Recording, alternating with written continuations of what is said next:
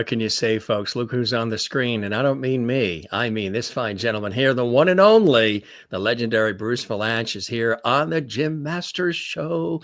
Yes, red carpet fanfare, Emmy winning several Emmys for his extraordinary work in television and so much more. He's a brilliant comedy mind, a brilliant comedy genius, comedy writer extraordinaire, actor, songwriter, comedian. He's made us laugh. He's made us think. He's made us take time to smell those roses in so many different ways, gang, through everything that he's done. You know, when you take a look at his body of work, you're like, holy cow, he did that. He did that. He was involved in that. He was a part of that. It's extraordinary. And it's a real delight because he's a terrific guy with a big heart. Bruce Vilanch, welcome back to the show. Thank you. I'm looking at my body of work instead of my bodies. Recommend. Now, what Bruce wanted to do tonight is he wanted to create some mood lighting. So it's a nice ash sort of look, right? It's the post-fire look here in LA. Right. It's just so dark out. It's only 4 o'clock, but we're having an atmospheric river out there. It's torrential over there, huh? So it's not as bad. Well, I haven't looked lately. It's not as bad here. I mean, in the burn areas, it's apparently bad because it's where the winds blow it. But right. Well, how through all of that? Because you're in Hollywood there. I'm in deepest, darkest Hollywood. In the shadow of Grauman's Chinese Theater in the Hollywood Bowl. There are 7 guys dressed as Spider-Man outside, soaking wet, trying to get German tourists to take their pictures. So you got Spider-Man on the West Coast and Monroe. She walks down the boulevard, and she's in this 7-year itch outfit, and she has a portable fan. And if you want, she puts the fan on the sidewalk and turns on and blows the skirt up so you can do a picture of her with Marilyn Monroe. You got all the Spider-Mans out there. All the Spider-Mans are on the West Coast. All the Elvises and Cookie Monsters are roaming around here on the East Coast. In Times Square. Yeah, you get mugged by a Sesame Street character in Times Square. I know. Now, with all of Big Bird's big. Right, and for those who don't know, he hails from New York, but he grew up right across the river there in New Jersey and Patterson. And your mom, former Broadway performer, she was a showgirl. She married my father, who was a doctor, and right? Yeah, so her career just never really took off, but she kind of lived through my career. But she wasn't like, Mama Rose and Gypsy. They didn't push me. I pushed them. And what they were brilliant. They realized I was happy when I was making faces. And, I was the kid who would dance at Thanksgiving dinner, even though nobody wanted him to. I was that kid. You probably have one in your family. And I might have been one of them. He's happy doing this. Let him, as long as he can make an income. They said, be a writer. You have talent there, too. Because newspapers will never die. Who knew? Mm-hmm. Exactly right. Yes.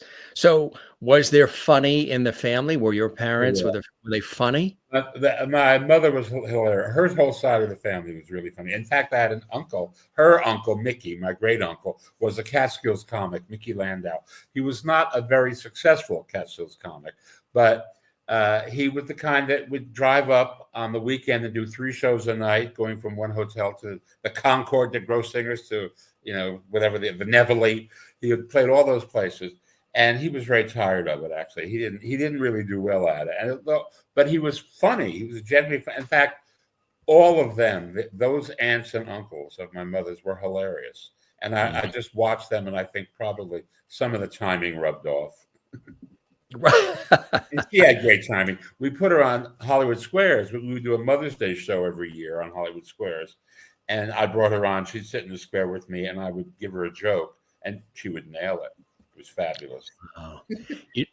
People might not know, but you were a child model for, was it Lane Bryant's? I was for Lane Bryant, which is no longer with us, but it was like for plus size women. But so there were a lot of them, and they were not enough. Apparently, there were not enough fat ladies around, so they went for fat kids. So I was part of a child line that was kind of stillborn called Charming Chubs. It was a niche market, a real niche market, and the kid would grow out of the clothes right away. I mean, I went from Charming Chub to Husky, which is like neither man nor boy. Remember Husky, right? I mean, it was a weird size. Because nothing ever really fit. And were the shoes Stride Right or Buster Brown? I was a little post Buster Brown, but the post Buster Brown. Penny loafers were what we were featuring. Penny loafers, yes. Yeah, and then white bucks, which like Pat Boone wore. Right. And, guys on TV, the early white rock and roll guys wore white bucks. They were those white shoes. And that had a tremendous vogue when I was a kid. Oh, yeah, absolutely. Yeah. And you really enjoyed that. Did you take to that? Was that you were having fun as a model and just being on set? I was happiest when I was performing. Because, when you're a kid and you're not athletic, when you're a boy and you're not athletic and you're heavy and you have a deep voice and you have a vivid life of the mind and you don't care about sports and stuff, you have to find the other oddballs to be friendly with, and so eventually as I got older and I was performing, that seemed to be a way to find friends. But what Whoopi always says is, if you told them a joke, that gave you a head start before they beat up on you. And she was right, and she knew what she was talking about, because you would tell them a joke, they'd be laughing, and you'd be out the door. Exactly. Humor was a great way to sort of work your way through the different peer groups, right? Yes. And to this day, it's a good way. Needed now more than ever. Absolutely. Then you went on to, of course, high school, but then you were mentioning before we went on the air, you went to Ohio State University and you were in theater and journalism, right? That's right. It was a two-pronged program. And when I was there, I was writing for and editing the college paper, The Ohio State Lantern, circulation 50,000, 5 days a week. It was like, that was a lab course in the journalism school. So I was there doing that. And I caught the eye of the Chicago Tribune. And they asked me to, when I graduated, to come up there and write features, a lot about show business and things like that. And so I went to Chicago, which is an incredible city, especially if you're not there in the winter. It's wonderful all the time, but winters are tough. They're pretty fierce. And I met Bette Midler early. Among the first people I met, she was doing her nightclub act. Wonderful Bette Midler. Yeah. Yes. And how did that meeting happen? Did you interview her, or? We're childlike in that photo. You are childlike in that photo. Yeah, so how did you get introduced? Were you interviewing her? I was. She was appearing in a club. She was the opening act at a club called Mr. Kelly's, which was a very big nightclub on the circuit. It doesn't exist anymore, the club or the circuit. And she was playing there. And a friend of mine in New York was managing her, Bud Friedman, who ran the Improv in New York. And he called me up and said, if you like her, would you write about her? So I went to see her, and I thought she was phenomenal. Just doing half an hour in front of Jackie Vernon, who was the headline comic.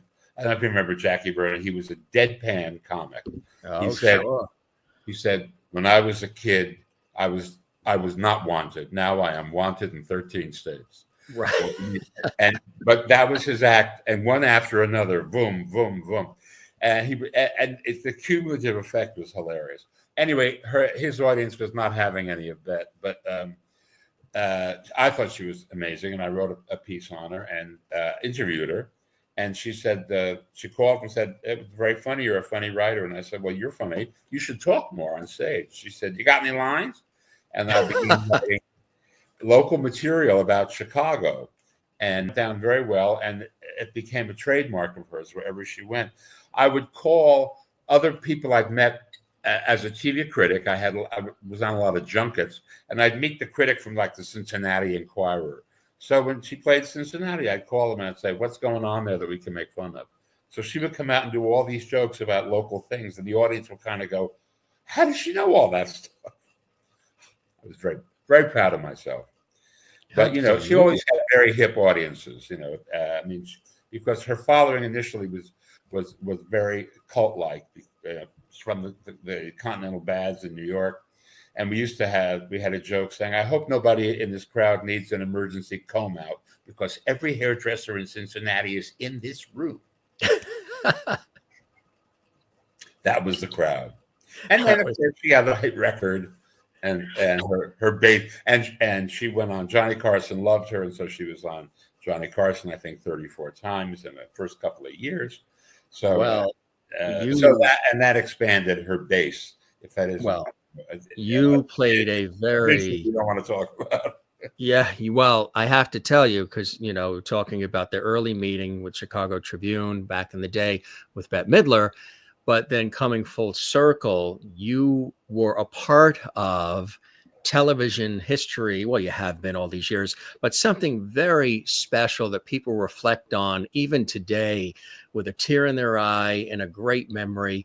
And that, of course, You Made Me Love You, that song and the lyrics, the song that she sang to Johnny Carson as he was wrapping up his iconic Tonight Show run. How did that come about? How did, they say, "Hey, we want you to do the lyrics on such an incredible song specific for this"?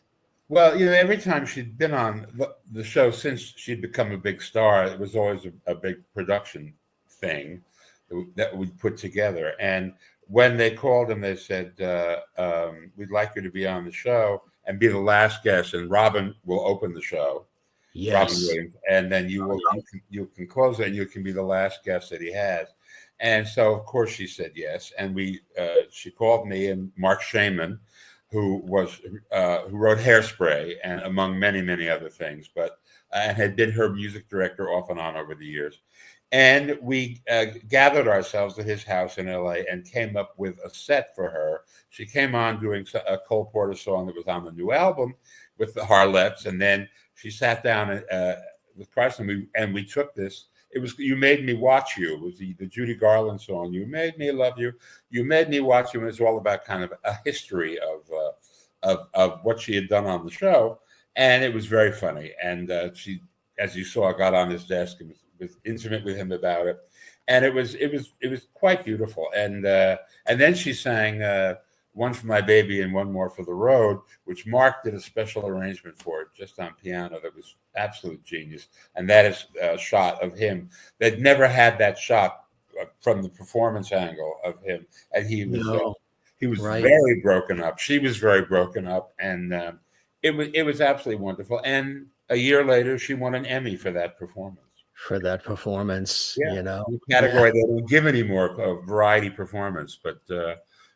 It was just wonderful, and the whole atmosphere of the show that night. I'll never forget it. There was a blues singer named Linda Hopkins who was absolutely brilliant, who played Bessie Smith on Broadway, and she was on Carson a lot. He loved her, and she was a real, big mama blues singer. But she would show up not to perform, but to cook, and she was there making fried chicken.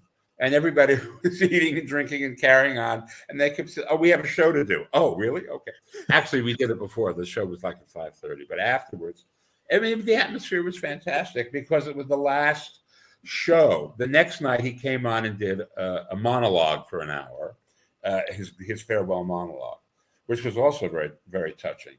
But the spirit of this thing was great. I mean, with Bette and Robin on the couch at the end, it's like, Johnny's right. Yes.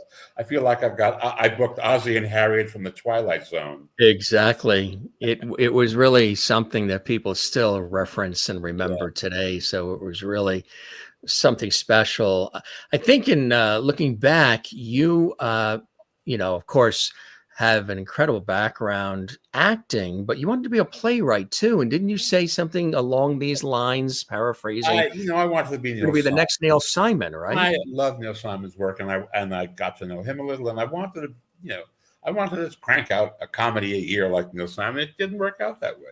I am a more I was going to say I'm a more collaborative writer. He started doing what I do a lot of, which is being in a writer's room with other writers. He worked for Sid Caesar, and he was in a room with Woody Allen and Mel Brooks and Larry Gelbart and all of these great Jewish minds. And I thought I would do that. And I kind of, although I've written a whole lot of screenplays that have not been made for every conceivable reason, I never went to the theater and did what I was planning on doing. I think maybe it was because I wrote a big musical in 1978 and it was a flop. And when you have a big flop, it's just very discouraging. I thought, I'll run back to TV and do what I do. Mm-hmm. And I write about this in this book that I am currently flogging, which is about how I wrote the worst television shows of all time in the 70s.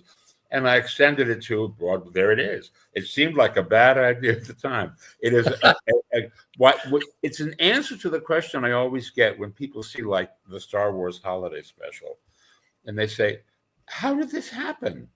Who said yes to this? And have they paid their debt to society?" A little bit. It's very funny, but it is a kind of there it is. I'm not in any of I'm not. That's not me. Any of the Wookiees. And that's right. The Wookiees were the leads. That was the problem with the show.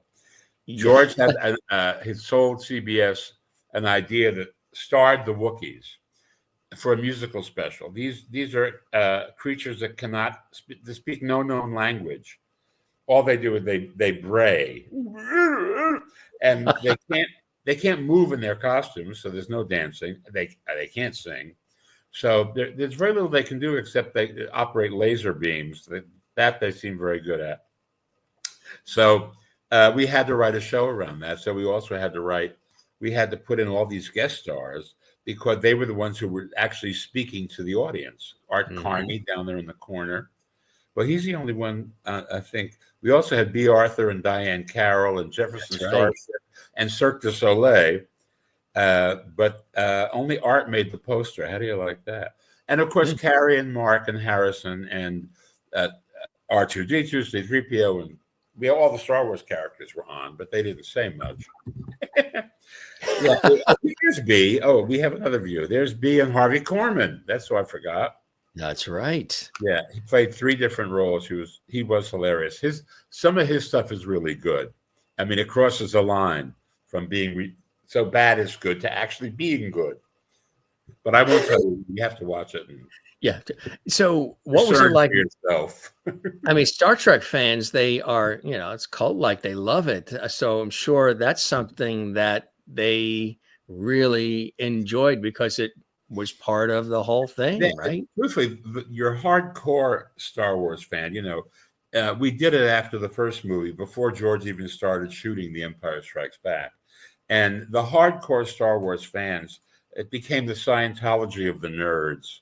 And they always, when they discovered it years later on the internet, they were appalled.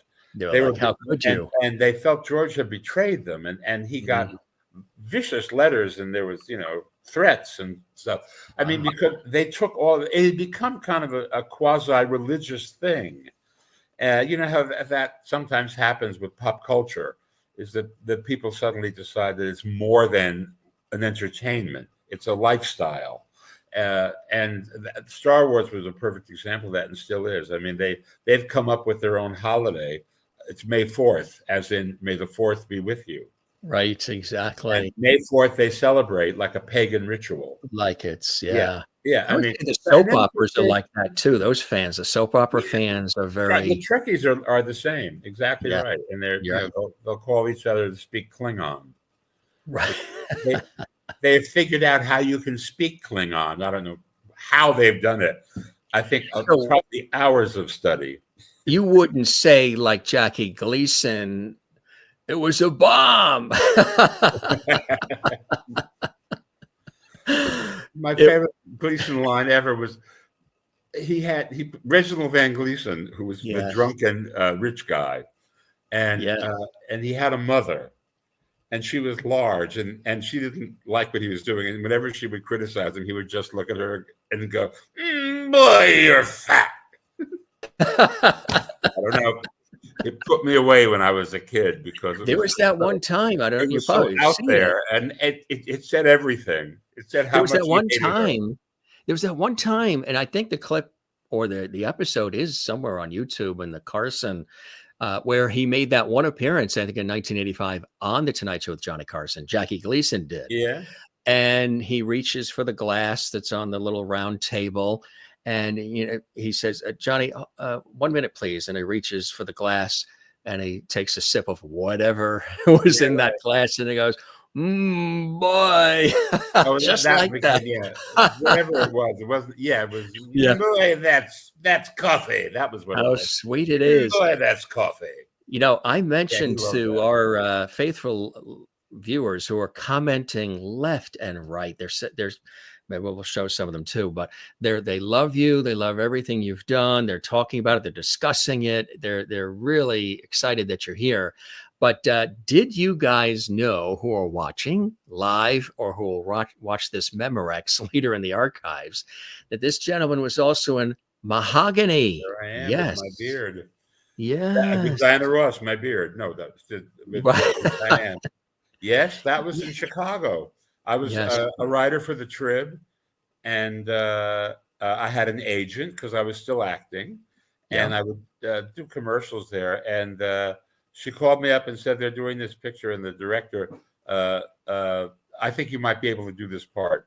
It was Mahogany, and she was a shop girl in Chicago who wanted to be a dress designer, and she winds up going to Europe and becoming a supermodel, and designs her own clothes as a result. So I was the guy who was hired her to be a designer for the department store.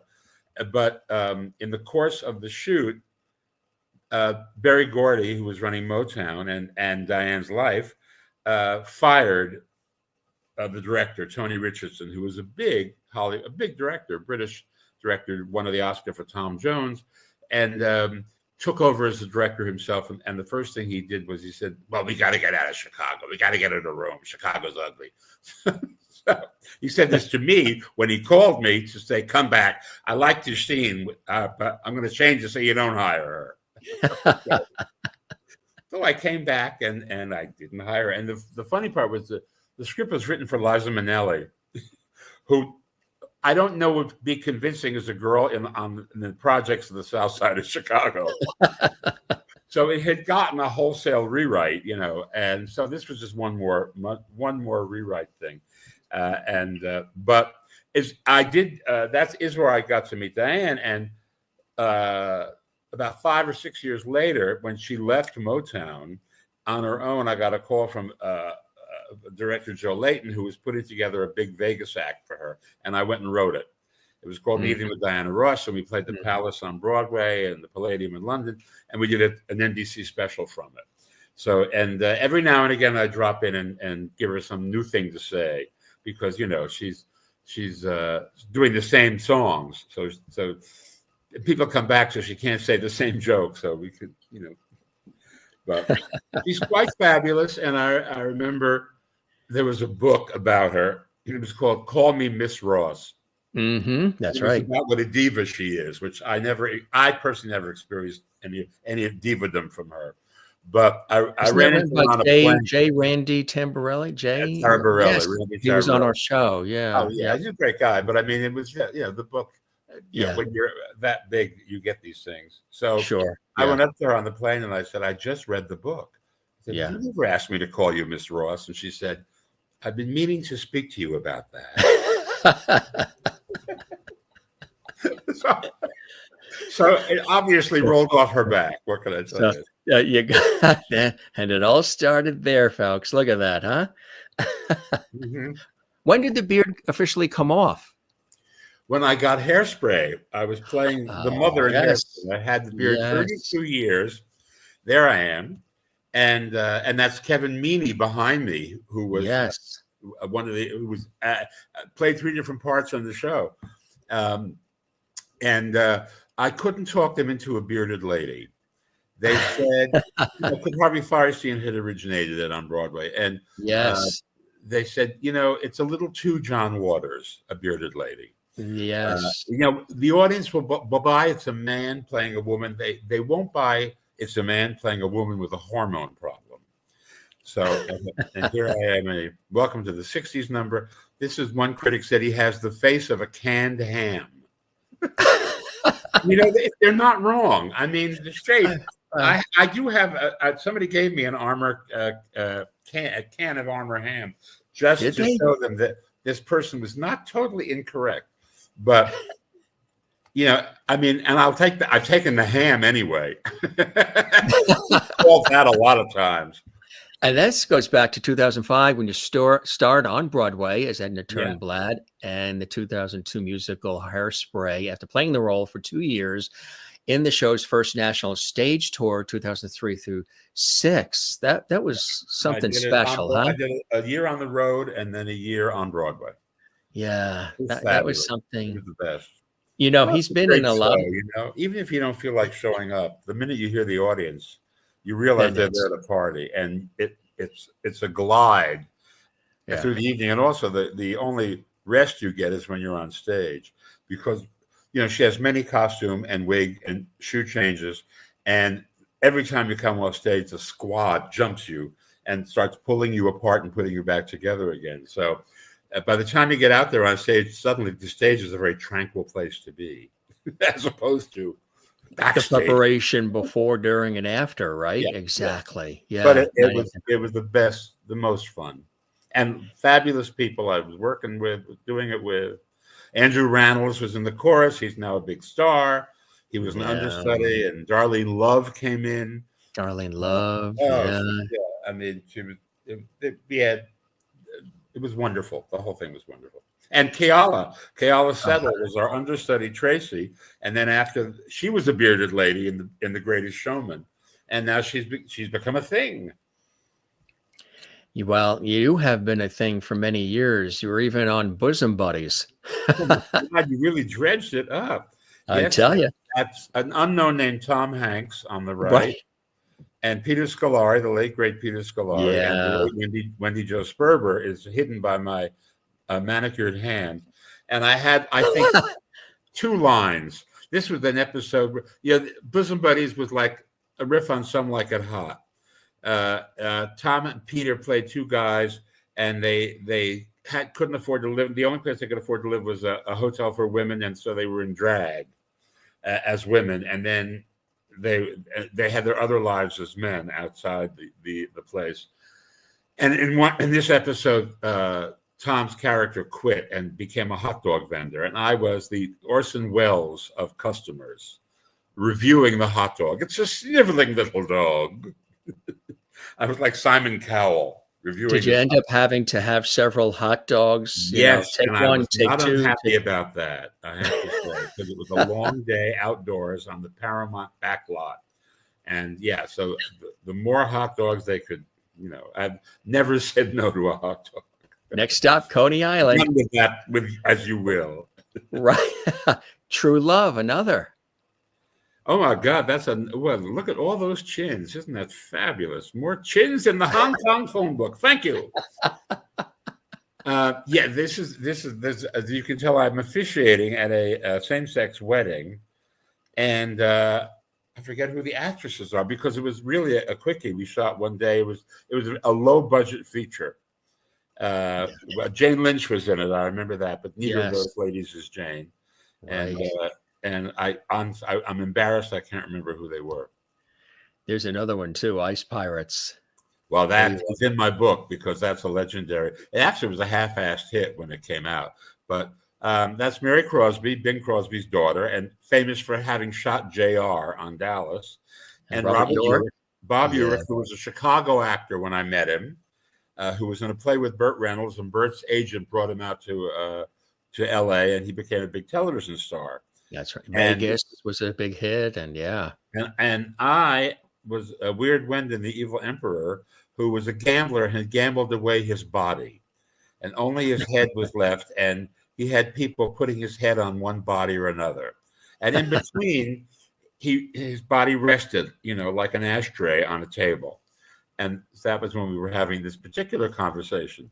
It was kind of like Star Wars meets Spaceballs. It was a genuine action adventure movie, but with tremendous comic overtones. It fell between two stools, but Ted Turner loved it and showed it on every one of his cable channels forever.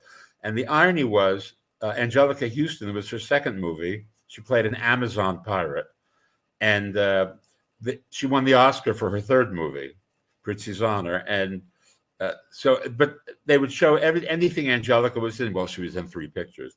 So the Ice Pirates kept showing up. To this day, she says to me, "What can I do to kill it?" Now be interviewed by people who weren't born when it was made, but they discovered it on YouTube. Mm-hmm. That's what it is. Everything has a second life, right? A whole career. Why do they keep bringing up Ice Pirates? Them's the breaks, kid. Some people might not know the beloved series Bewitched, which was on for many years. When they decided to wrap that up, they had, I believe, some time left contractually with ABC, so they had to come up with something to fill.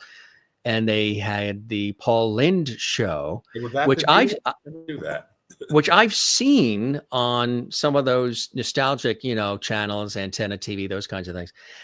I actually enjoy it. I kind of wish it was on longer. It was a very short-lived series, but I guess he couldn't be the main guy, could he? No, he had to be. He could.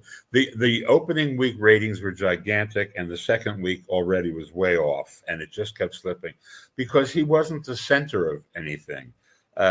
He was a flavor who came in and did one line. That's why he was so popular on Hollywood Squares. He would come in, he would do a joke, and you would remember that. But he didn't have to develop anything else. And it killed him because he was an actor and he wanted to. But he was so, caught up in the Paul Lynde character that he had created that he never strayed too far from it. And unfortunately, it was difficult to write around that, because it's the same thing over and over again.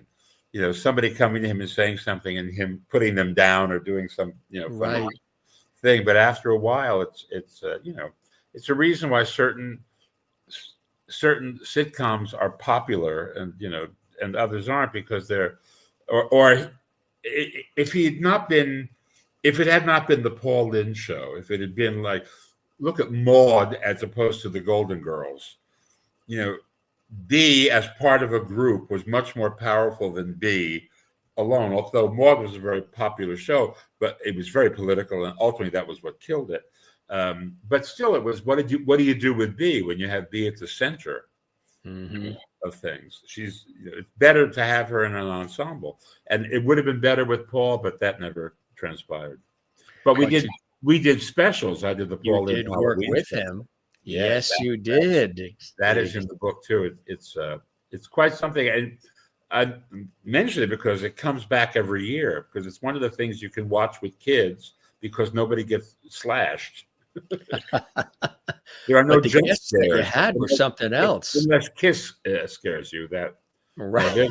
Margaret Hamilton reprising her role as Wicked Witch of the West. That's right. You had Florence Henderson as well. Florence looking like a witch in that one, right? Singing Old Black Magic, I think.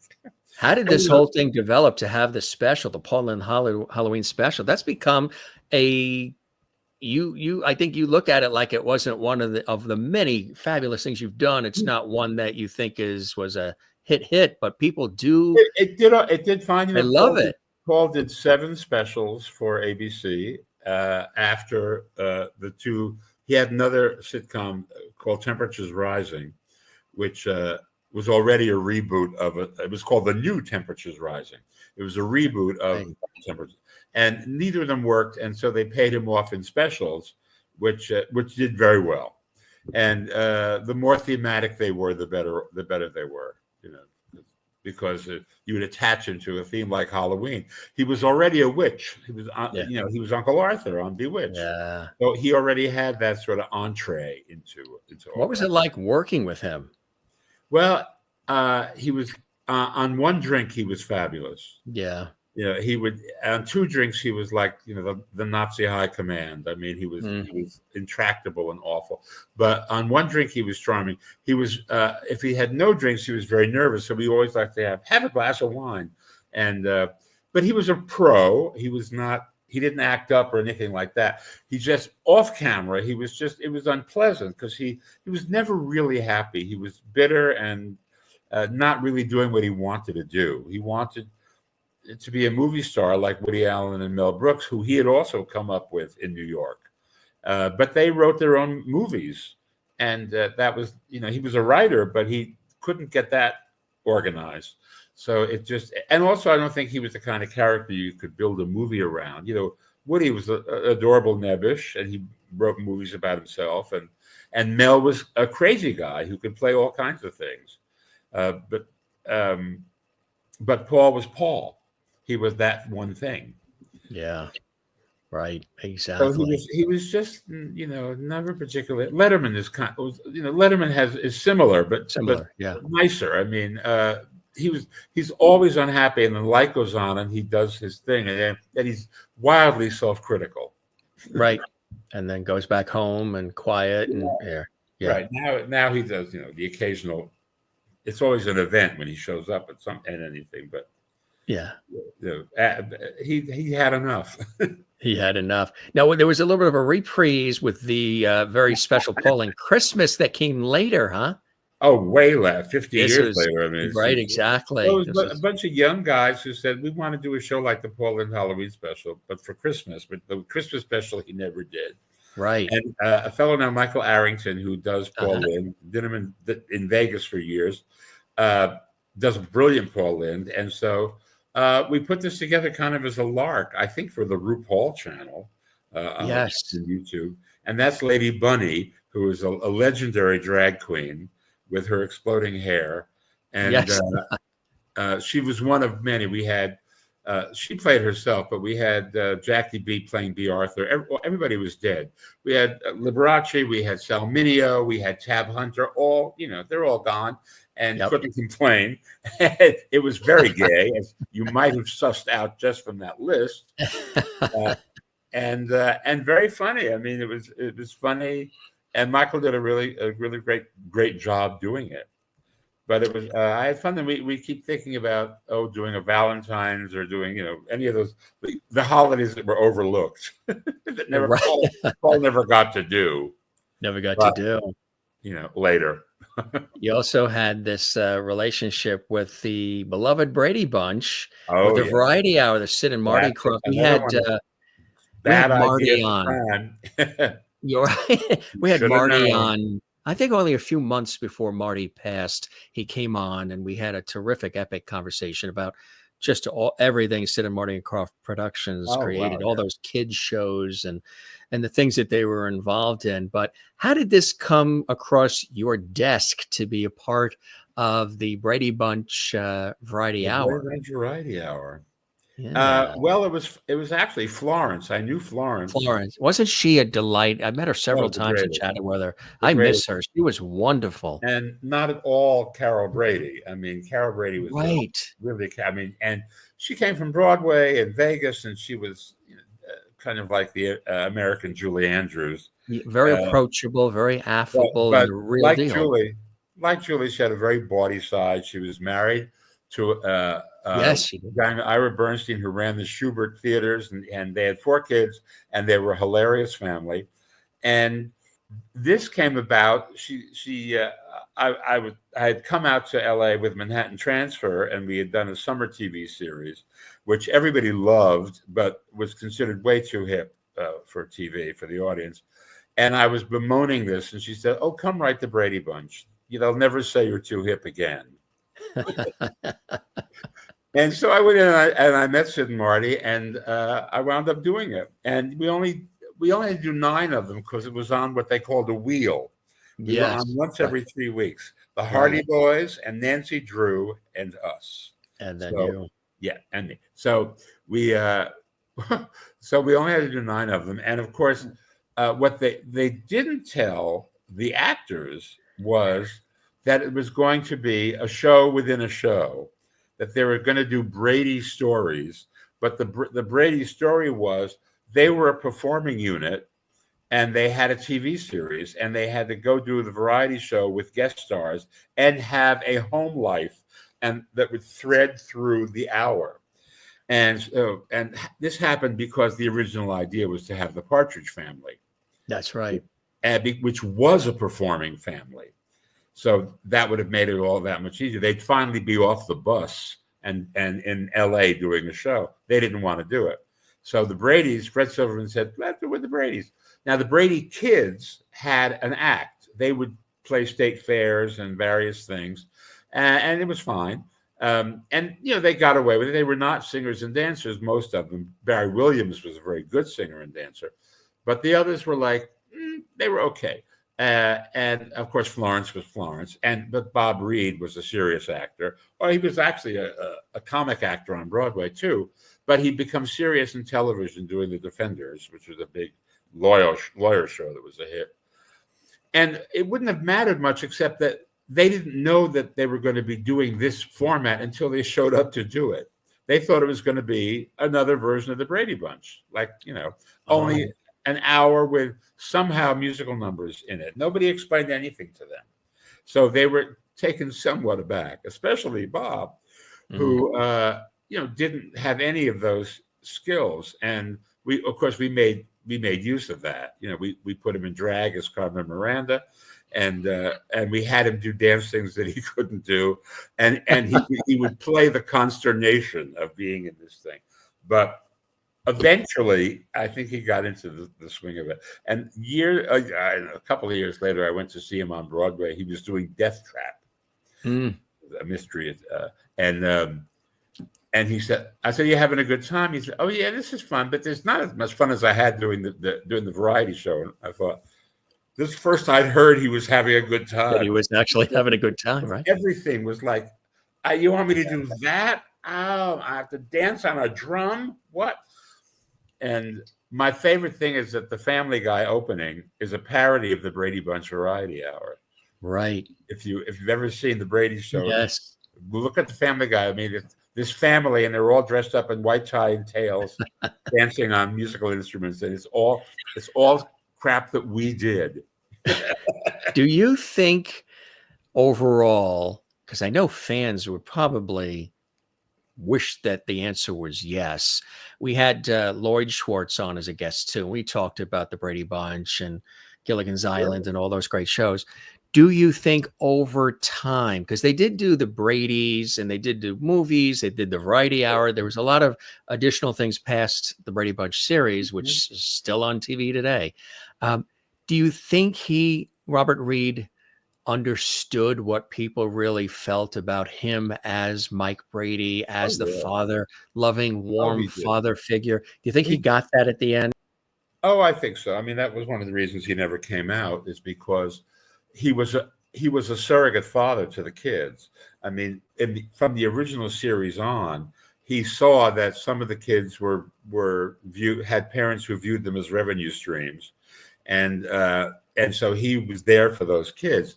And if he were to come out, it would be, they'd immediately say, "Oh, well, you're just it's all pedophile with these kids." So he didn't want to betray the kids. He didn't want to put the kids in an awkward situation. And of course, he was also, knew he would no longer be a leading man at that time, 1977, if he did come out. But his principal concern was always about the kids. Was always making sure the kids were taken care of. I mean, he really was a father figure to them, because they were, some of them were quite young when they started. By the time we did the show, everybody was a teenager at least. Right. And yes, and we had fake Jan, of course. No, that's right, Jerry, right? Yeah. Jan, Jerry Reichel, because Eve Plum was already a TV movie star doing serious pictures, and she didn't want to come back.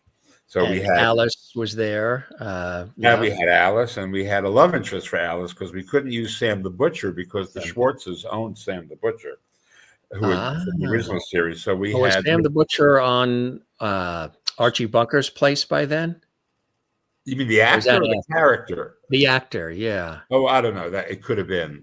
But it didn't matter, because the character was created by the Schwartzes, and the Cross had not bought that, so we had Rip Torn. That would have been funny. We had Rip Taylor, which I always confuse those two. I do that. Funny in a whole other way. But he and Ambi Davis didn't necessarily see eye to eye on everything. No, they didn't get on. Rip was a real, in your face. He'd come over to her and throw his hairpiece in her lap and go, "Small rug alert!" And she didn't the dig confetti. any of that. Rip Taylor, we're talking, everybody. The confetti and all that. He was hilarious. He made a mark on the Gong Show. She the Gong Show with that. Yeah, she was on a different wavelength, and she was playing a variation. She was always playing man-hungry women. She had been Bob Cummings' sidekick on the show when I was a kid called Love That Bob. She played his secretary, Schultze, who was in love with him. And then she repeated that character. And the Brady Bunch, she was kind of like a modified version of that. But she was really, talented. She could sing and dance. When she replaced Carol Burnett in Once Upon a Mattress on Broadway. So she really could sing, because that's a big singing part. And so she really could sing. And but at this point, she'd gone to Jesus. I think she was she was living in a community of Jesus people, and every now and again, she would chuckle, or I would get her to laugh at something, and she would realize she shouldn't be laughing at this. And suddenly she would revert to respectable Alice, exactly. A version of Alice, but she was great fun, and I will say she was very game. Anything we gave her, she would make work. She was a real pro, and I had a great time. We had Joyce Bulifant on the show, and she said that she originally was the person they were looking at first for the role of Carol Brady on the Brady Bunch before Florence Henderson, and then at the very end, she was all prepared to do it. They made that switch and went with Florence. Wow, I didn't know that, but that was the original show. Yes, the original series. I was still in Chicago when that was on, so I had nothing to do with that. Now that Variety Hour, was that based on the Jack Benny feeling or concept? Yeah, sure. Yeah, absolutely. Jack Benny played Jack Benny, living at home and going in and doing a TV show with guest stars. And people who don't know him, I often say, look up the Jack Benny show with Marilyn Monroe. Yeah, because that's the one that they all remember. There's the one with Jane Mansfield, which is pretty good too, but they don't remember her as well as they remember Marilyn, obviously. And so it was him and his chauffeur, his voiceover announcer, his wife. Those were all the main characters, some of his writers, and then whoever the guest was. So the idea was, that these our guest stars would come out to that Brady house at the beach, where there was a huge swimming pool where there were water ballets. And we were all chemically altered at that point, a little bit. Well, Sid's idea, because a swimming pool there, yes. We said we need water ballerinas. And they were very popular. Did you ever take a dip in that pool, Bruce, yourself? Did you ever dip and test the water? Did you ever test the water and take a dip in that pool? No. I believe I was not allowed. It was a tank, and it had portholes so they could shoot underwater. And of course, the crew loves to watch the girls underwater. Right. So it was. There was never any room at the porthole for me to look, and I never really cared to go in the water. The porthole, because it was, treated with all sorts of toxic stuff. They took it seriously. I love the idea that they live on the ocean and they have this huge pool. But they had the pool. But it worked. That was the opening number, and the guest stars would come, and we had a story. That would the guest stars would do things on the show. Numbers that were show numbers, but the guest stars always had some sort of thing, a thread through the Brady story. They always had to relate to the Bradys as people. Though it was a challenge, because it's not like the Bradys would hang out with Tina Turner, that even in Malibu, that was just, and I forget if we finally, I don't know if we actually had them relate to her or if it was, let's just do the number, just do a couple of numbers. And because you're Tina Turner. Why ask you to act with children? Right, exactly. If you're going to act with Mad Max. That's what you end up doing. Exactly. As I said, you've touched us, through so many different ways, shapes, and forms, my friend. Even working on the Donnie and Marie show. Oh, there they are. Yeah. What about that hat? I Right. wonder what the theme of that show was. My God, it looks like she plucked it. Much more. I'm a little bit country. I'm a little bit rock and roll. Right. This is neither. I'm a little bit PBS. Right. How'd this come along? Well, I was so successful on the Brady Bunch that when that they asked me to, Sid and Marty asked me to go over to Donnie and Marie. And so I went, and Marie was turning 18, and they wanted to give her some more adult things to say. Of course, the Mormon hierarchy was running the show. Everything had to be cleared through the Mormon censor, who was scarier than the network censor. I mean, the Mormons, you couldn't say coffee. You couldn't have a coffee break because Mormons do not drink coffee. And but the list of things that they couldn't do was, longer than the Hollywood freeway. It was really, you had to negotiate everything. And frequently you'd pitch something and they would go, we'll get back to you. And what that meant was we're calling Salt Lake and clearing it with elders.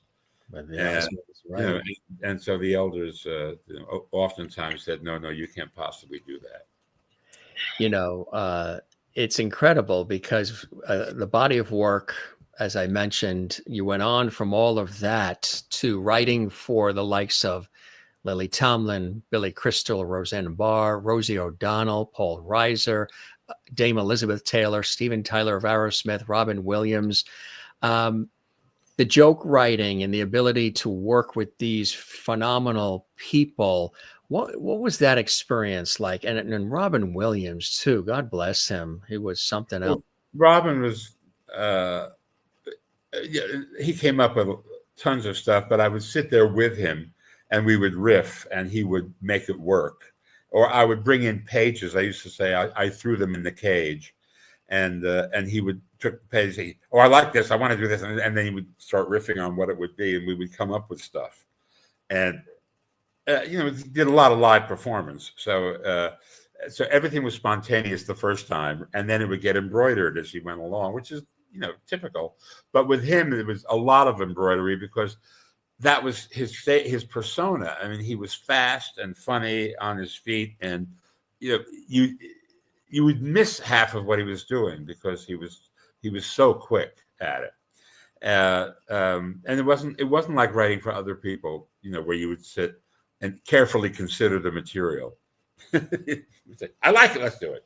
And you get up that night at the Laugh Factory, the Comedy Store, one of those places, and just do it, and then use it as a starting gun. Right. But he was the sweetest guy. Truly. I mean, he got to show that side of himself in the characters like Doubtfire and Patch Adams, which is, of course, where it was like a schmaltz overload. But he did get to show in the movies that other side that he never really got to show in performance, live performance, and the kind of stuff I did with him.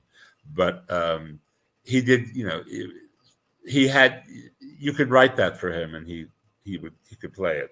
And that's why he won the Oscar for Good Will Hunting, because it was not a Robin Williams performance. It was the other kind of thing that he did.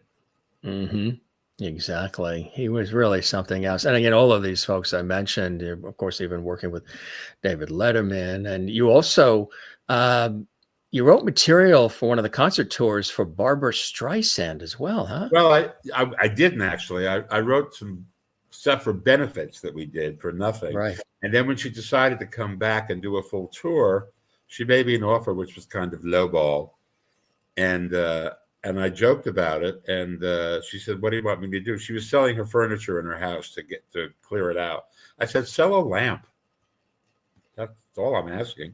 And she laughed and called Robin and said, I "Write for me." And Robin said, "You should call Vilanch." And she said, "He's too expensive." I thought, wow, she's getting a lot for those lamps. I had no idea. And I told that story in a movie that was made about me called Get Bruce. about 20 years ago, produced by Harvey Weinstein, who never Yeah. laid a hand on me. No. Hashtag why not me? Hashtag why not me? And she got very mad about it and didn't speak to me for a long time because there were many stories about her cheapness that were going around, and it came out the same week as the New York Times had a story about something and another story about something else, and mine was like the third and mildest of the stories, and she was just outraged. And I'm not in her book, which is, I guess, proof that it's gone out of her head, or that she's finally let go of it. I don't know. The book is 1,000 pages long. It's 1,000 pages. Right. That's right. Exactly. And the audio is 48 hours, which is amazing. You stayed friends with Bette Midler, and just circling back real quick, you wrote comedy material for the 1974 Broadway show Clams on the Half Shell, and co-wrote Divine Madness for her in 1980, huh? That is correct. That was the next act after Clams on the Half Shell. And then after that, we did another tour, and then she became a movie star. And for 10 years, she didn't work live at all, except the occasional benefit and TV thing. And then we came back in 93 with Experience the Divine, which eventually we shot in Las Vegas as Diva Las Vegas.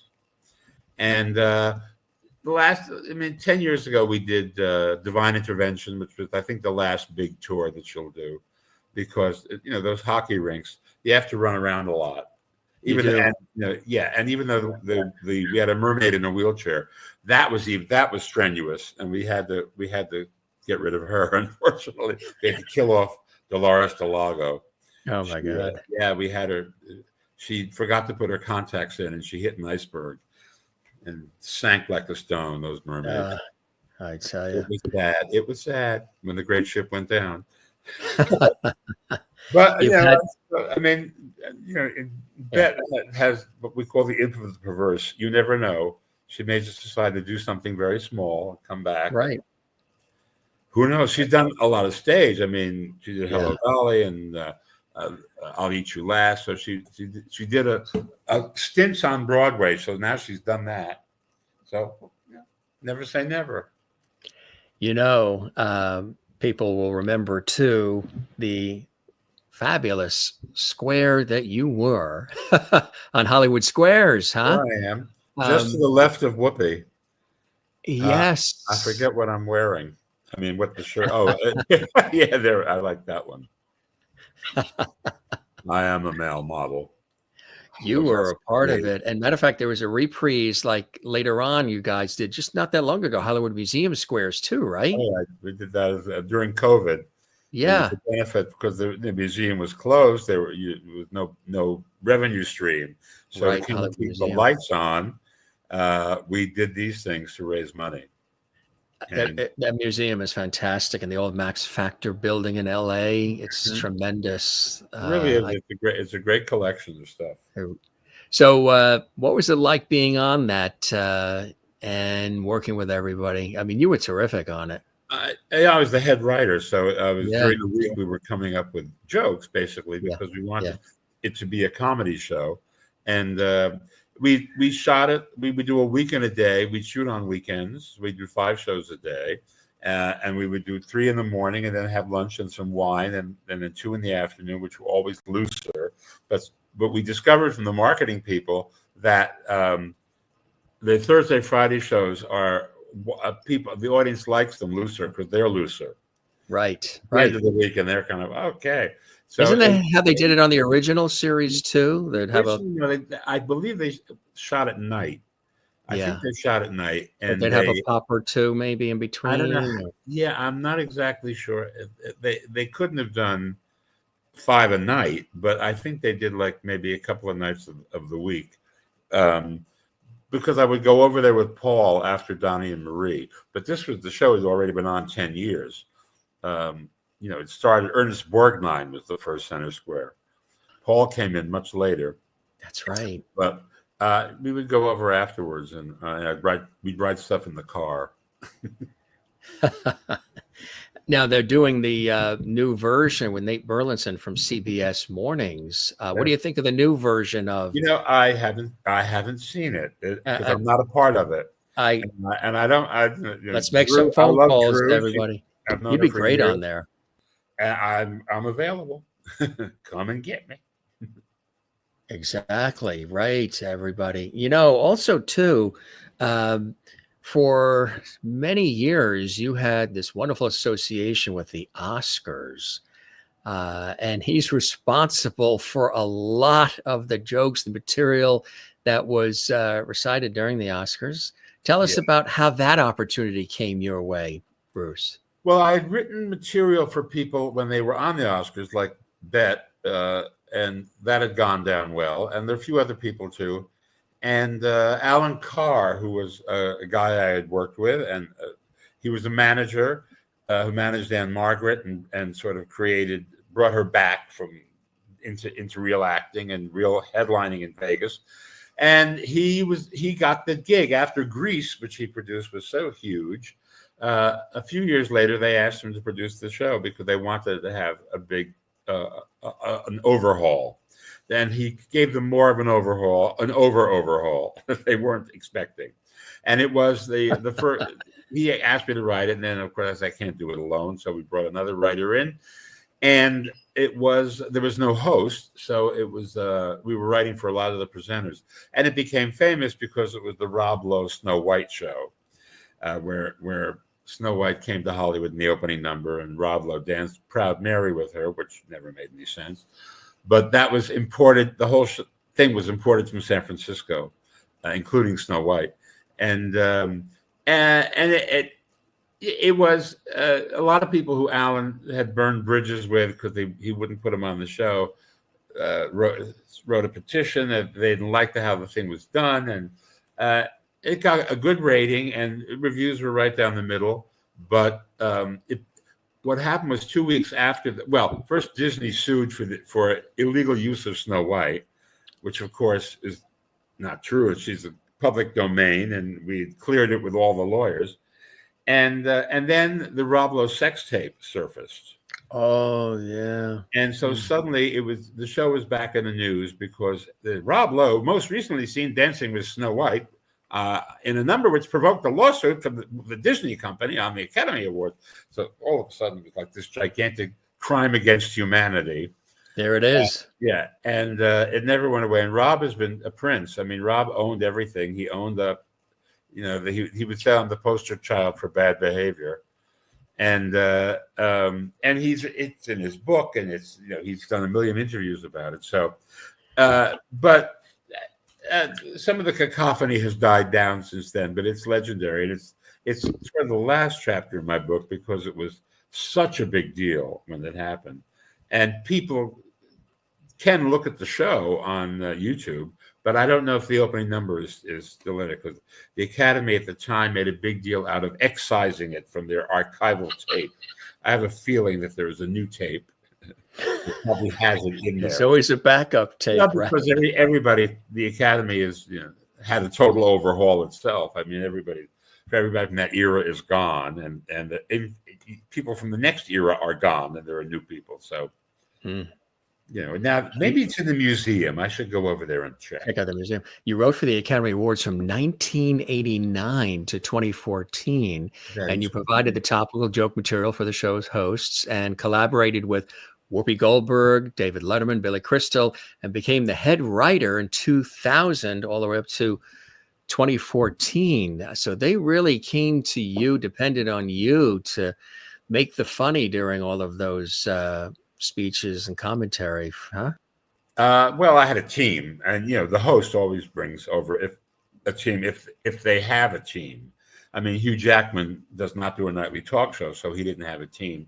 So we had to create one.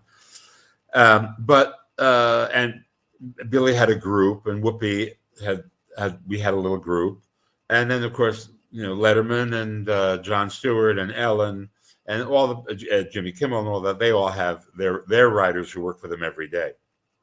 So, but there were Steve Martin. Had a little team, but I mean, he created a team, and we did it twice with Steve, and once with Stephen Alec Baldwin, which was a favorite show of mine. And the head writer thing was deceptive because somebody had to be the head writer, so I got the title. I didn't get any more money. It was the same everybody else was getting. So, but it was, I guess, prestigious. So that's good. He's a humble guy, I tell you. He really is. Even though he makes us laugh so much, when the camera's on him, he's very, very humble, and that's one of the things I think that's very endearing about you, and why people love you. It's just because you are that way. But then again, you were a judge on Drag Race. Yes, that was a hoot, I was huh? a judge and a comedy mentor. Yes. Once I was a Santa Claus, but the comedy mentoring thing was very funny because in the early days of Drag Race, there were the two kinds of drag queens. There were the ones who had been playing clubs every night and talking to the audience, and they had characters. And then there were the ones who were gorgeous and looked like fabulous women and lip synced.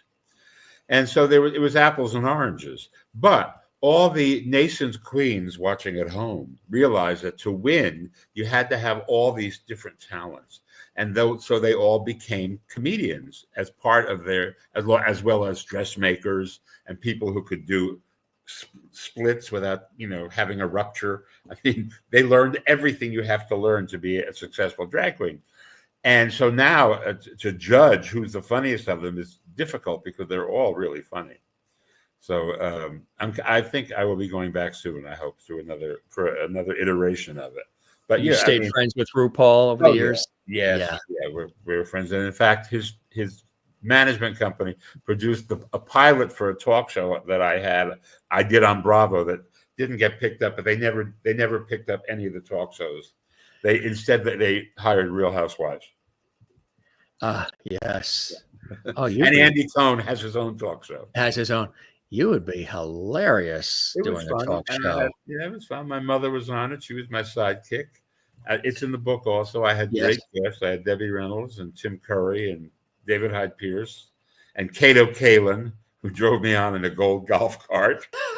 It was fun. It was a great fun show. But they didn't, after they commissioned several pilots for this late night slot, they discovered they didn't have a late night slot on Bravo. So and then the ownership changed, the network came in, and the Real Housewives were born. That was all Andy's doing. SNL is celebrating their 50th anniversary this month and the big special this weekend. Have you had any involvement with Lorne Michaels, SNL, or anything? Well, yes, I have. I knew Lorne from Lily Tomlin from the special she did in the 70s. And then I talked to him originally about going and writing it, but I didn't want to live in New York. I wanted to get away. I wanted to get to the West Coast. And maybe a stupid gesture, but I just, didn't. And he brought me in as a guest writer for various. Sometimes they'll have a host who just nobody wants to write for, because first of all the regulars are trying to write characters that they can monetize into movies and things like that. And so they're all writing for themselves. So you have to find somebody who's going to write for the guest host who doesn't have writers. But I think that the system has changed. I look at it now, and there are like 30 people credited with writing the thing. So obviously they have a whole new system for the way they do things. Although from what I hear, the old system is also still in play, but there are just more people around, so it makes it easier to do. But yeah, I had a good time. And when for a few years Dick Ebersol took over, Lorne took a hiatus about 40 years ago. And Dick came in and brought in Eddie Murphy. He was responsible for that, and Billy Crystal and Marty Short. And so I was in and out of there a few times back then. They say you've made it when you're parodied on SNL, but I think also if you're involved with The Simpsons, Pokemon. I was parodied on SNL. Yes, you were. Horatio Sands did me a few times. and I was on The Simpsons, not in that particular thing, but when I was doing Hollywood Squares, I have one line, and to this day get Facebook things from people saying, "Oh, my grandchildren saw you on The Simpsons. We went to Right. high school together. My grandchildren think I know you, and it's so hit." That's what happens.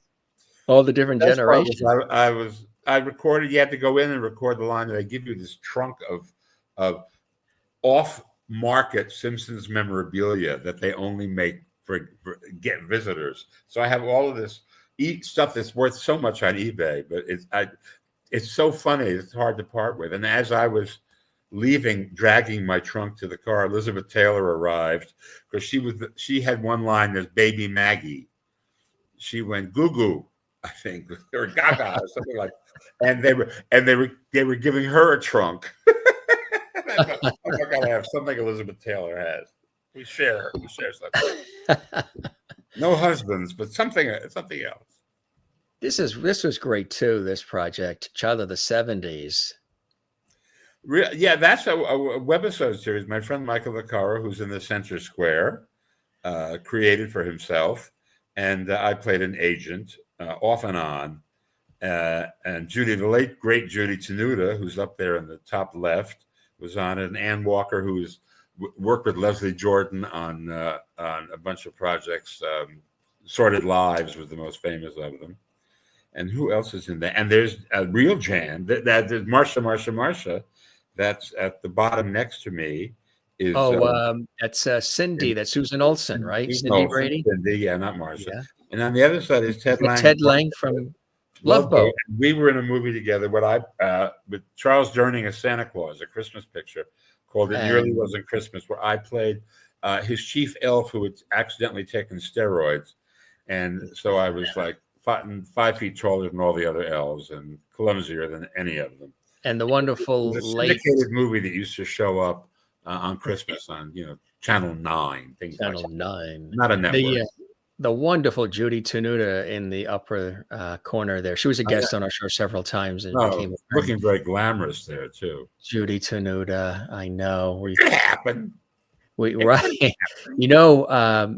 A lot of folks are watching and they're commenting and just sprinkling something in here. Catherine Kramer, I don't know if you know Kat. Wonderful. Yeah, for those watching, her dad, of course, Stanley Kramer, Mad World, Guess Who's Coming to Dinner. She's been a guest on our show several times. And she says, in her humble opinion, you should still be writing for the Oscars. Much needed. Thank you. I'm available. They can call anytime. I want to know what RuPaul is like. Kat and her mother give an award at the Producers Guild every year. It's a show I wrote for about 8 years.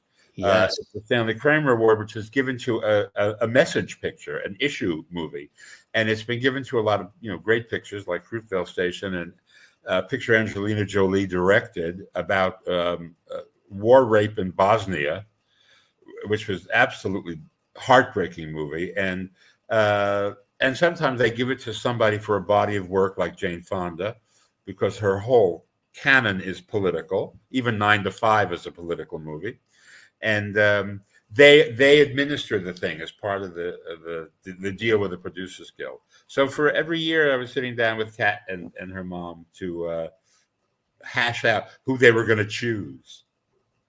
Wonderful people. Because the nice part of it is the recognition that art can change the world. Yes. And these are the movies that do it. That's right. Absolutely right.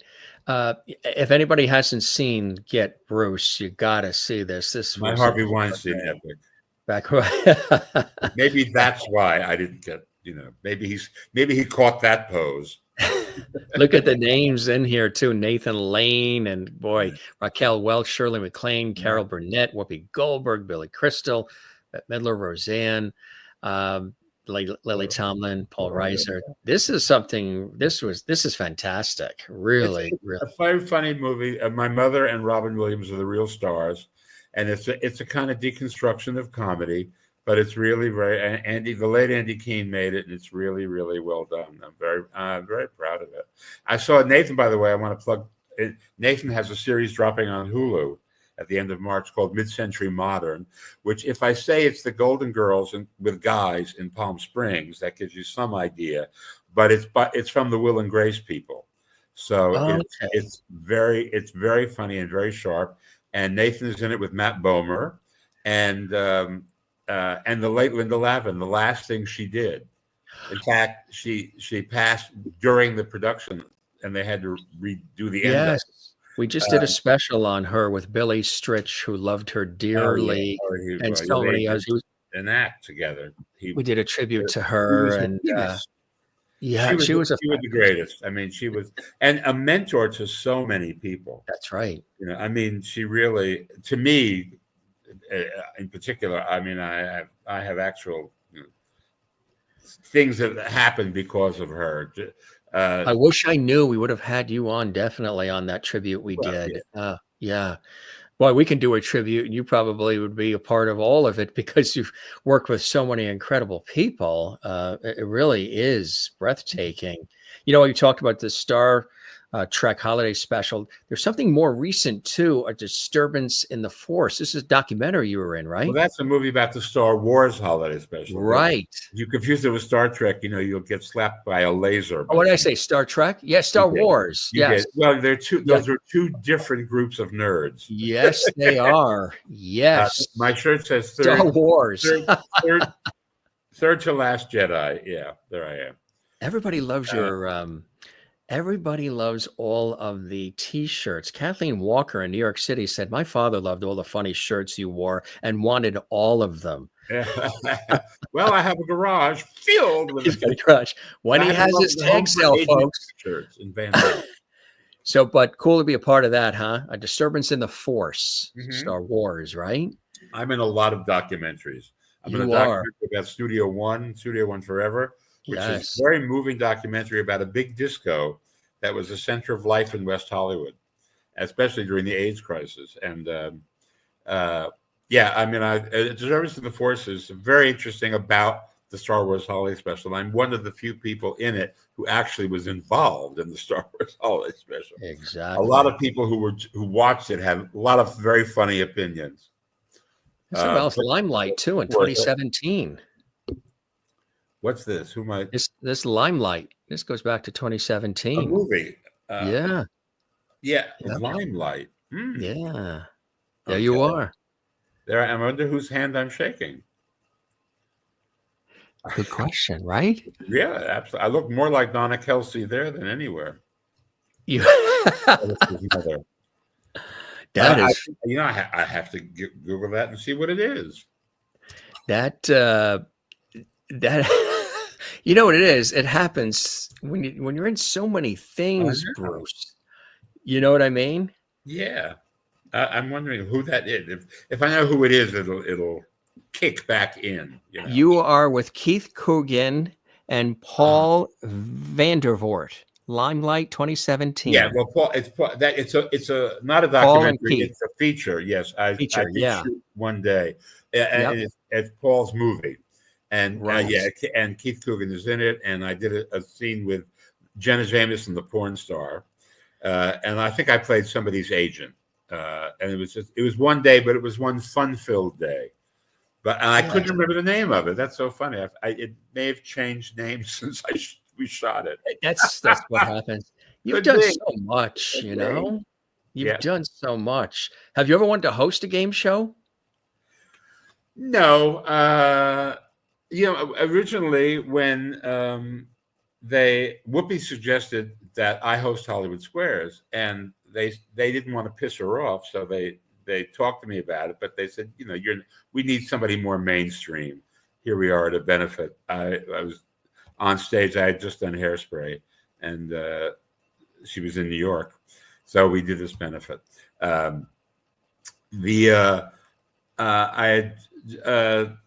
forget where were we?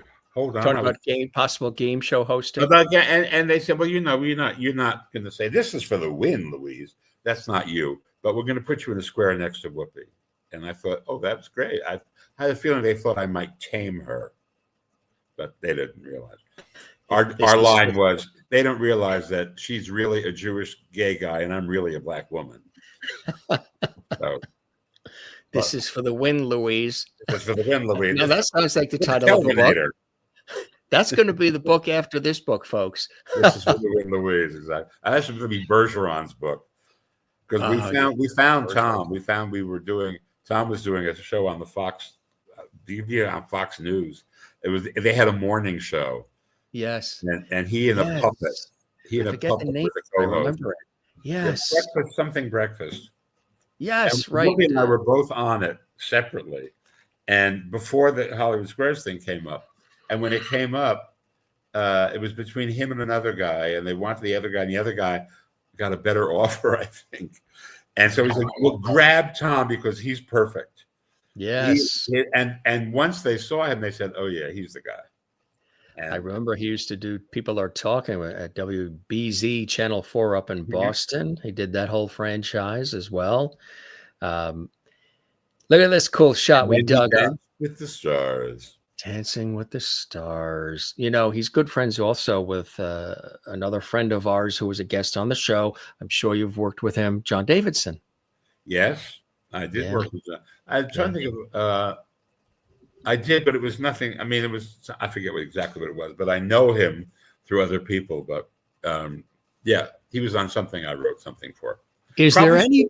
I mean, Right. he hosted the '80s version of Squares, which I was playing around with Joan Rivers and Waylon Flowers and Madam and Jim J. Bullock. They were Yes. all regulars, and I was writing for them. It was unofficial, as I often am.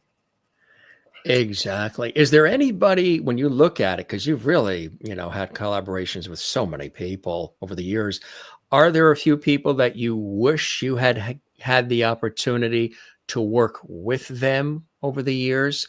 People that you admired, people that you just wish you Wow. had an opportunity to work with? Probably, but I don't know who. I mean, there were a lot of people who were from a generation before, and when I met them, they weren't who I thought they would be. But I mean, I really can't think of anybody who I haven't. I mean, there are people I admire who write their own, basically, like Eddie Izzard, who I think is brilliant. But I honestly can't think of anybody. I mean, they're probably it's been quite a retinue. So Yes. Right. it's not like, oh God, that's the one that got away. It was probably, I mean, people who really do their own and Yeah. don't need anybody else. Do you think some of the folks that we've all admired over the years would be able to do what they're doing now, like a Don Rickles? Would he be able to do his thing today, or Phyllis Diller or Dangerfield? Some of the really humorous legends. No, I don't think so. I mean, I mean, they would have to be a younger version of them, but I don't think that style. I mean, is in vogue anymore? But I do know that people watch. I don't know if they're younger people who are the target audience, if they're looking at old Phyllis Diller shows.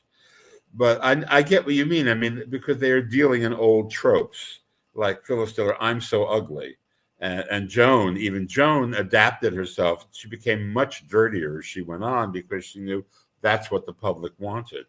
I mean, she would talk about other people in her original act. It was all about her, how she couldn't get laid, she wasn't popular. I mean, all these things, which I don't know anybody is doing anything like that anymore. I mean, they don't come on and body shame themselves. So it's probably that rhythm has gone away, pretty much, because we're in just a different world, and so people have nostalgia for that, maybe because the Dean Martin roasts. Yeah, Dean Martin roasts. Well, the roast they do, but the roasts get lower. The funny part of the roast is that the original roasts were really, really filthy, but they were private. And now there are all these public ones that are sponsored by corporations, and they get it. They go as far as they can go, but I don't know. I mean, I suppose Nikki Glaser on Tom Brady was as far as anybody could go in the public realm. But it was when it was insiders, it was really funny because nobody took offense at it because it was inside. And now you do all those things, and people really yeah, we're in a negative culture where everybody is pissed off at everything, and you can't do anything. You're walking on landmines. No matter Have you what had to you do, adjust your work? somebody will call you out Yeah, for right. their own crackpot agenda. Have you had to adjust some of your way as well, your writing, your style, or anything, or stay Yeah, true to? yeah, Yeah, sure. Oddly enough, I used to do, but I just tell stories. I don't have an act where I do, set routine. But I do a lot of fat jokes about myself and others, and I say, well, I can say that because I'm fat, and or I can do, I'm Jewish. I can say these things because about other Jews. That's not enough. People say, oh no, you can't. So where does it stop? I mean, yes, I can. I mean, if you watch that Super Bowl halftime, there was a lot of the N word being thrown around by people, by black people. So where is it okay? Where is it not okay? With all that kind of stuff. I was watching Issa Rae's show on HBO, and again, N word flying back and forth all over the place. But that's HBO, and they have my guess is they don't get complaints because people who are paying for that service want that freedom. right. Exactly. As I mentioned, our friend here, Bruce, has done just about everything you can think of.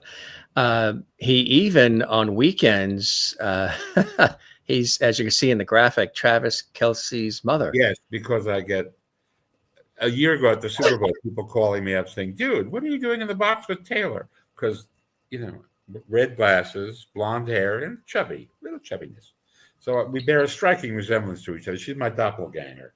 And in fact, I'd like to do the Donna Kelsey story. That would be radical casting, inauthentic but radical. Let's be authentic, but Look what we dug up. We stay together because I want to ride that joke for a while. You want to ride that one? Look what we dug up here, Mr. Vilanch. Oh my God, the bar mitzvah photo. Oh my God, the bar mitzvah. There it is. Last time I wore tie. God, the bar mitzvah photo. Yeah, huh? Yeah. Wow. For real? What would Bruce Vilanch of now say to the Bruce Vilanch of then? What would you say to that kid? I would say be easier on yourself. Don't take yourself so seriously. Don't beat yourself up as much. Basically, because I think a lot of us do that. Yes. And I was unaware. I thought that's how you do it. From angst comes art. Right. Ain't necessarily so. Oh, look at that cutie.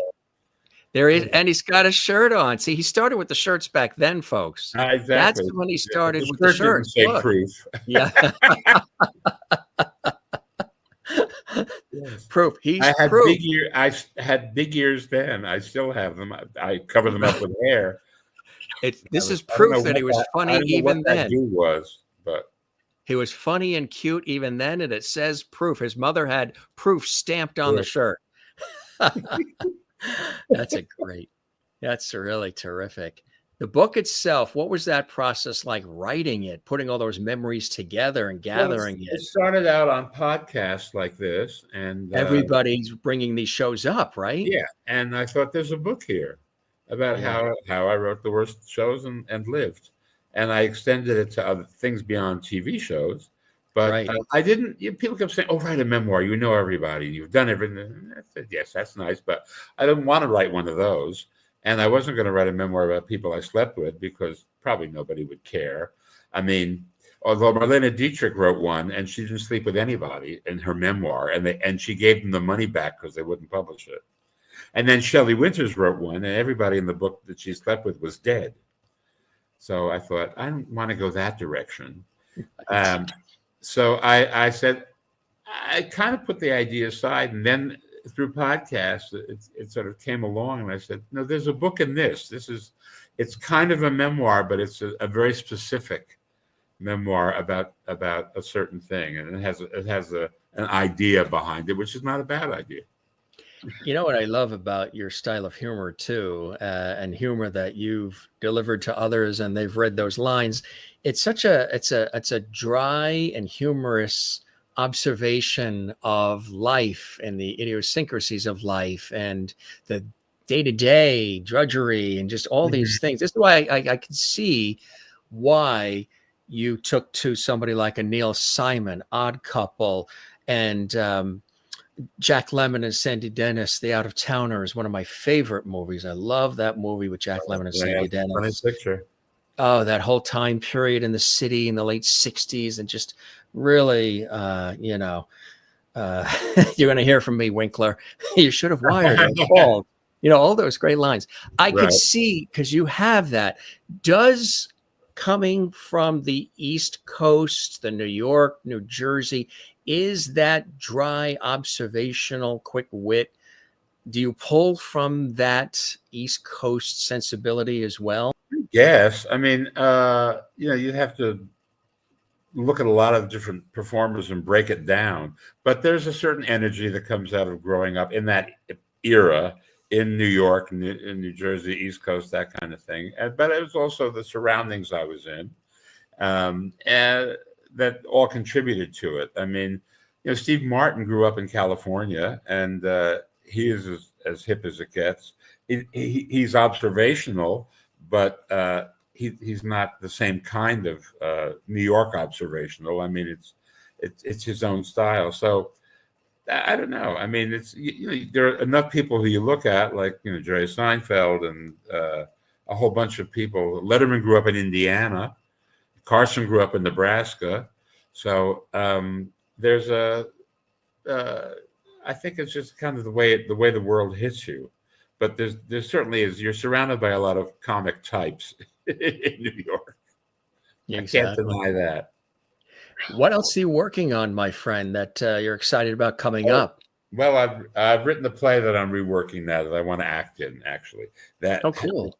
touches on the Oscar shows and on Alan Carr, the guy who gave me the first job, and various experiences that happened in the course of that. So that's the next thing. But I'll be out there flogging this book like mad. So look for me He's- everywhere. You've always thought he was a flocker. Now he admitted it on the That's Jim it. Masters show. That's it. Mhm. And I wrote a musical with Dolly Parton, which is That's right. And finished- that's finishing we did a good speed in Connecticut and finishing a 6-month tour of the UK, and we'll go to Australia in June for 6 months. how And then cool she is has that? another show that is I'm not involved in. But What's it like working with her?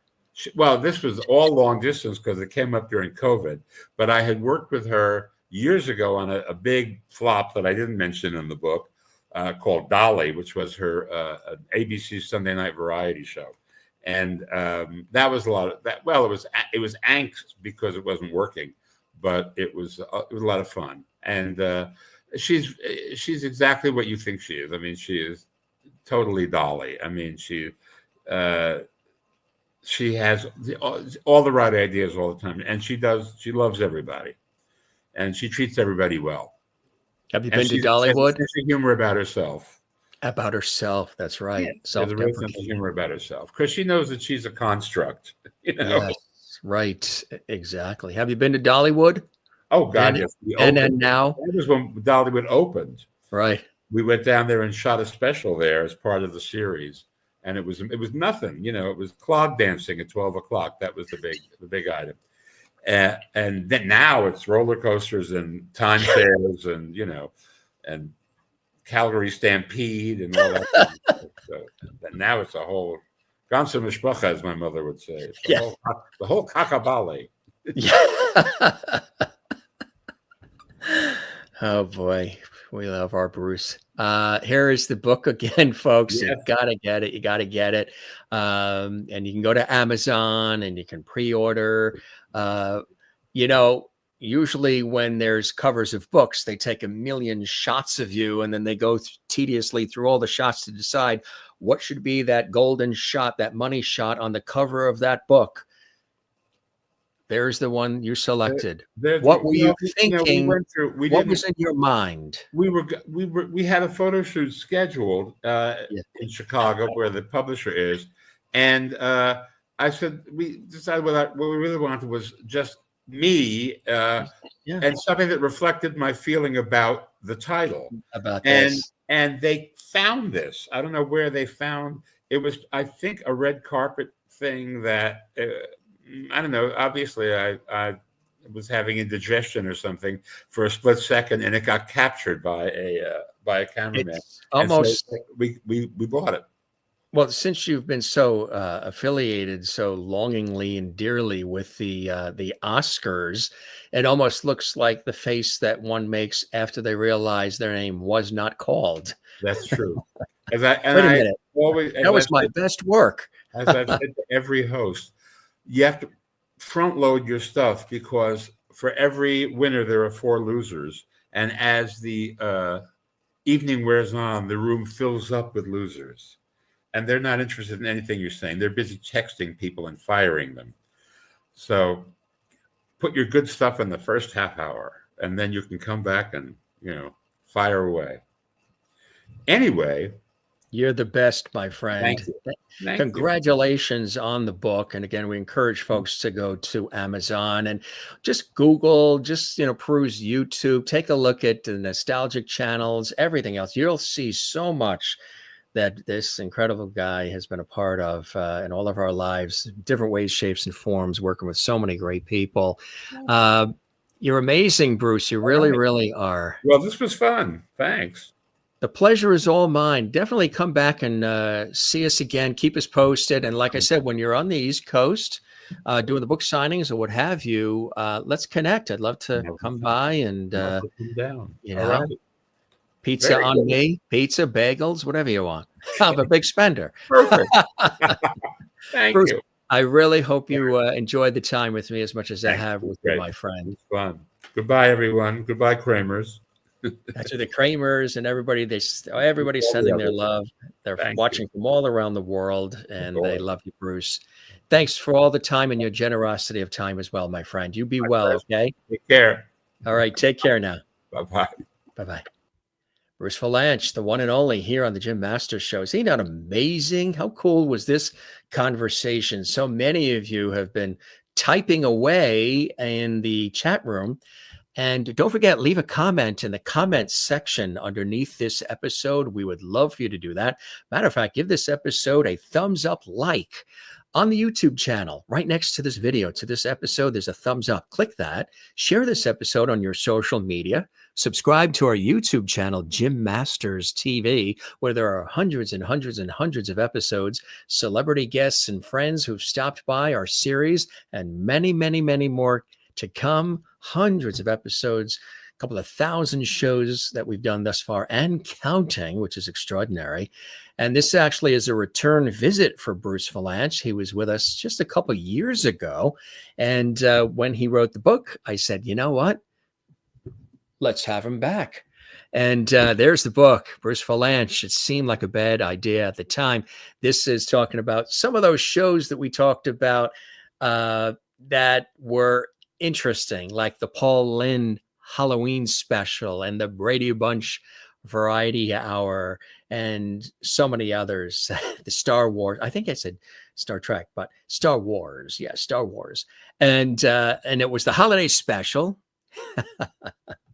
And but we just really scratched the surface. Actor, comedian, Emmy-winning several times over, comedy writer, songwriter. Hopefully you got a good understanding and appreciation of our guest and his body of work through our meandering through the different things, the different time periods in his life, and the different things that he's done and he's accomplished. That's what I like to do. We don't script these shows. These are all ad-lib, free-flowing. The guest doesn't know what questions. Sometimes I don't even know what questions I'm going to ask because I like to deeply listen and converse with the guest. And then we build it from there on the spot, free flowing, which makes it much more of a conversation than just a typical interview. And Bruce was very generous and we really had a great time with him. There he is when he was in Hairspray and on Broadway too. I mean, he really is a delightful guy. And of course, his time on Hollywood Squares. Yep. And writing for Hollywood Squares all those years, like 23 Oscar ceremonies. I mean, 23 of them. That's incredible. 23 years working with Donnie Marie as well, sharing some stories about that and so much more. Hey, gang, if you enjoyed it, drop a comment below in the comments section, whether you're watching live or you're watching this in the archives. And let folks know if this is your first time here. Welcome to the show. My name is Jim Masters. I work professionally in television and radio, and I have for years, nationally, regionally, locally. I'm a broadcast guy on air behind the scenes, and here we are doing this show for you on the World Wide Web. Remember when we used to call it that, the World Wide Web, WWW, the internet, and cyberspace. We are here with all of you. Sometimes when you see me looking in this direction, I'm looking at the comments that are coming in, and there are so many comments coming in. Thanks, everybody, for these fabulous comments. Let's sprinkle maybe one or two on here. Great show, Bruce and Jim. I look forward to reading the book. Dominic, good to have you here as well. Lots of wonderful new people, too. Kat Kramer, of course, a beloved friend of ours and a special guest several times over. Good to see Kat Kramer here. Kat and family. We love Kat. And everybody here, Pam Stubbs watching from Maryland. I loved The Out-of-Towners just like you did with the original with Jack Lemmon and Sandy Dennis. Gang, if you never saw that movie where they come from Ohio, Twin Oaks, Ohio, and he's coming for a big job interview, Jack Lemmon, one of my favorite actors of all time. And crazy things happen while they are in New York. And I don't want to give it away in case you did not see it all. I see Maureen. I see Alex is here. Alex Wallace. Thank you very much. I see a lot of new folks here. Thank you very much. And you love the Tom Bergeron version. Gilbert Gottfried episodes. That's talking about Hollywood Squares as well. And Kat Kramer loving Lily Tomlin. Yeah, he worked with Lily Tomlin. He also worked with George Carlin as well.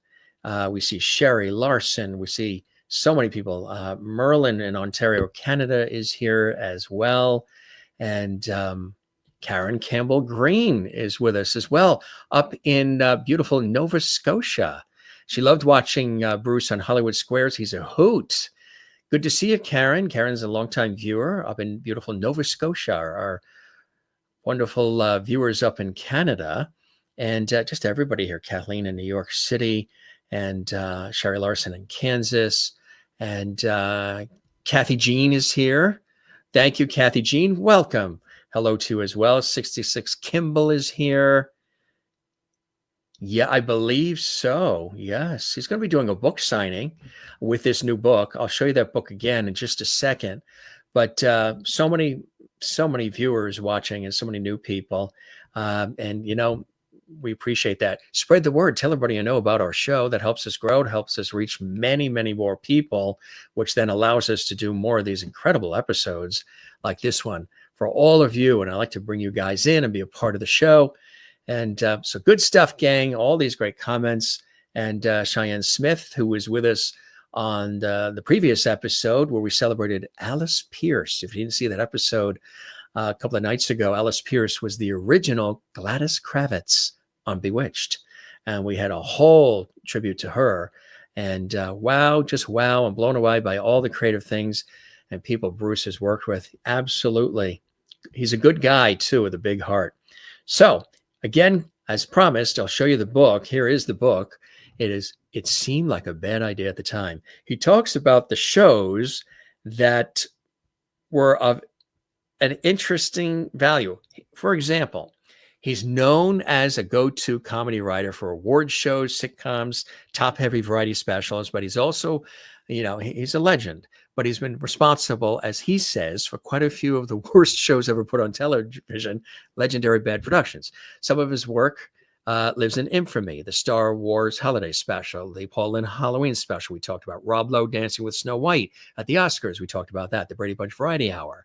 How did these ever seem like a good idea? Well, everyone has screwed up a few times, he says, or had their work screwed up by others. It seemed like a bad idea at the time, is a lifetime reflection of what Bruce Vilanch has experienced, learned, forgotten, dismissed, and embraced in decades of working in show business, specifically the South 40 acres known as comedy. And it really involves very famous people and stories, and people who were not very famous as well, but should have been. And it explains to the person in the audience who says to himself, once he has gotten his jaw off the floor, how did this ever get made? This show, that show, and all the rest.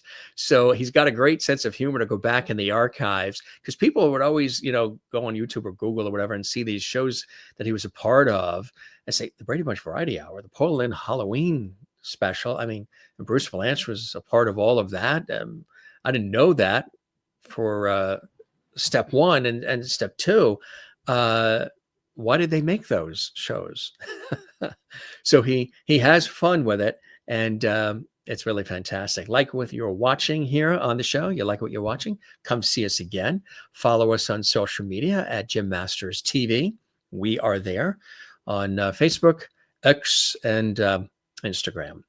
All right, gang, love having you here. Thanks for joining us. We thank one more time our very special guest, the legend, and a great guy, the Emmy-winning, extraordinary comedy writer, songwriter, actor, comedian extraordinaire, funny guy, Bruce Vilanch.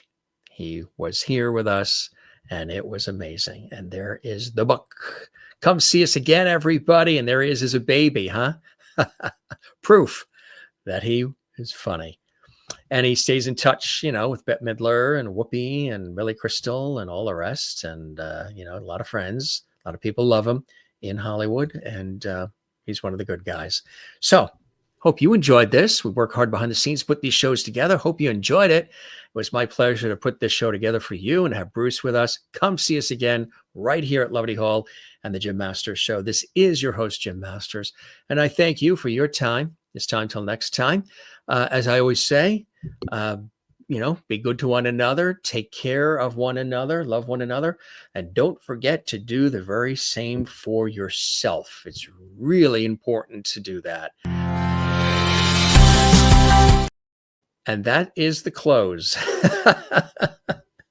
The orchestra and singers were so eager. They must be getting hungry. Are you guys hungry, singers and orchestra? We have the Jim Masters singers and orchestra, right? And they're usually queued up and waiting for me to say cheers. And then they get queued up and they know to start humming the theme song. They must be hungry. That must be a rap. I guess they're telling me to rap, right?